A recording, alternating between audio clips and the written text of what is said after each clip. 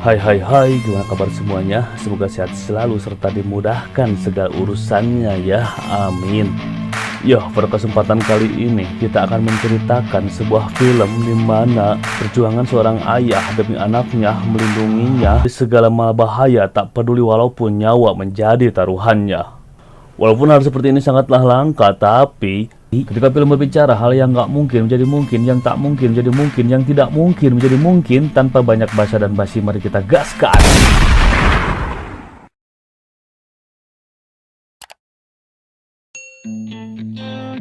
Film diawali dengan memperlihatkan seorang gadis bernama Lydia yang sedang membeli beberapa peluru.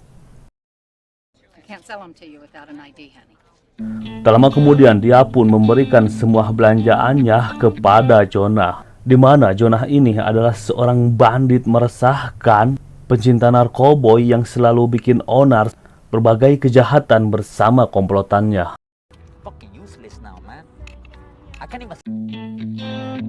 Di hari itu, Jonah membawa Lydia menemaninya untuk melancarkan aksi rutinitas kejahatannya, di mana target hari ini adalah merampok sebuah rumah salah satu warga terpencil. Lydia hanya ditugaskan menunggu di luar, sedangkan Jonah dan komplotannya mulai memasuki rumah targetnya itu. Tak berserang lama terdengar suara tembakan. Tanpa basa dan basi, Jonah pun menghabisi penghuni rumah. Mendengar suara itu, Lydia pun bergegas masuk ke rumah itu memastikan apa yang sedang terjadi. Melihat Jonah yang sedang menganiaya seorang perempuan yang tak lain adalah istri si penghuni rumah, memaksa untuk menunjukkan semua uangnya. Lydia yang melihat semua itu meminta Jonah untuk menghentikan semua aksinya, untuk berhenti menganiaya wanita itu.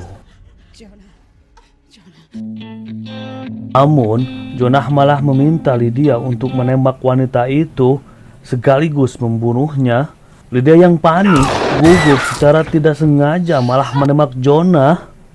Lydia pun berlari keluar secara bersamaan. Komplotan Jonah pun mulai mengejarnya.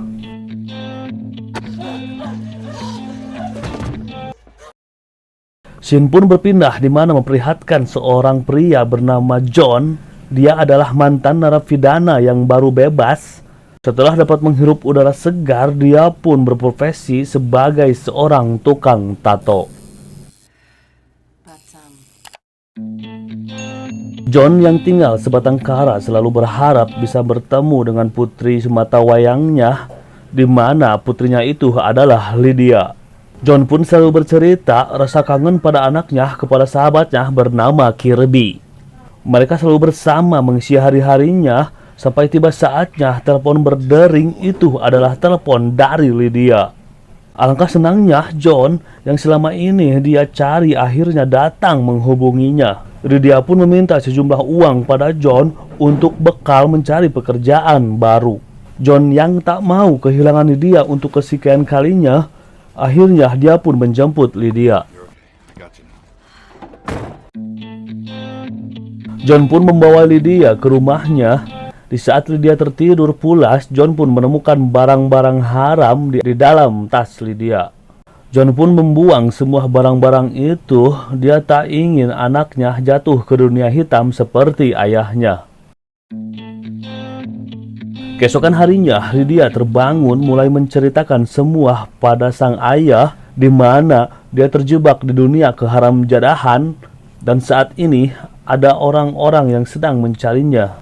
John pun menyarankan Lydia untuk tinggal bersamanya, karena itu akan aman untuk keselamatannya. Malam pun tiba di mana ternyata anak buah Jonah menemukan persembunyian Lydia yang sedang bersama John. Tanpa banyak lama, para komplotan Jonah pun hendak membawa Lydia. Jonah pun berusaha melindungi Lydia dengan sedikit memberikan perlawanan pada komplotan Jonah dengan berharap dapat mengusir para komplotan Jonah tersebut. John pun semakin terpojok, hanya sanggup berlindung menghadapi tembakan-tembakan dari para komplotan Jonah. Untungnya Kirby sahabat John datang tepat waktu dan langsung mengusir para komplotan Jonah.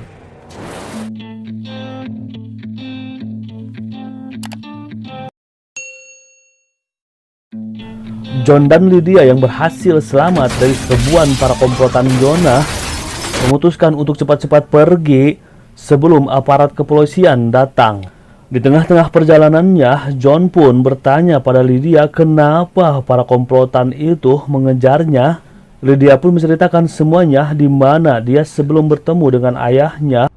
Lydia adalah anggota komplotan itu yang tak sengaja menembak bosnya bernama Jonah. Setelah mendengar semua cerita dari Lydia, John pun beranggapan keselamatan Lydia dalam bahaya. Sudah pastinya para anak buah komplotan Jonah akan terus mengejar untuk membunuh Lydia.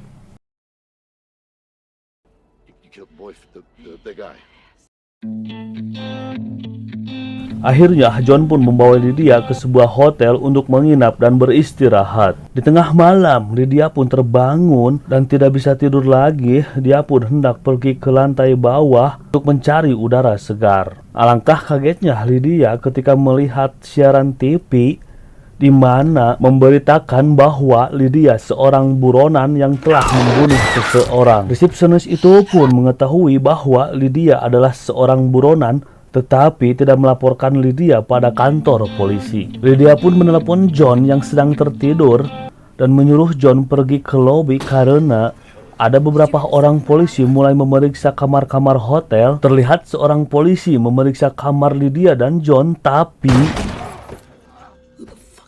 ya, ternyata di dalam kamar Lydia dan John sudah terdapat pembunuh bayaran kartel atau sikario yang biasa disewa para kartel untuk membunuh para aparat, jaksa, dan ASN pemerintahan lainnya.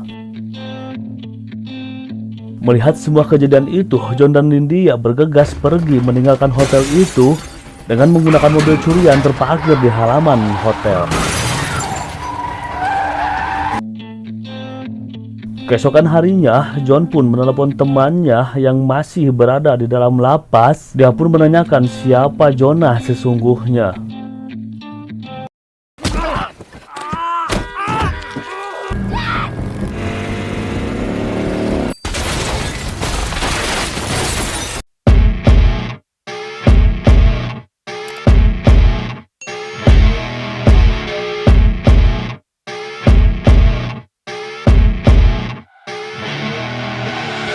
I see her rolling up, Uber black Cadillac, high heel boots and a sexy body full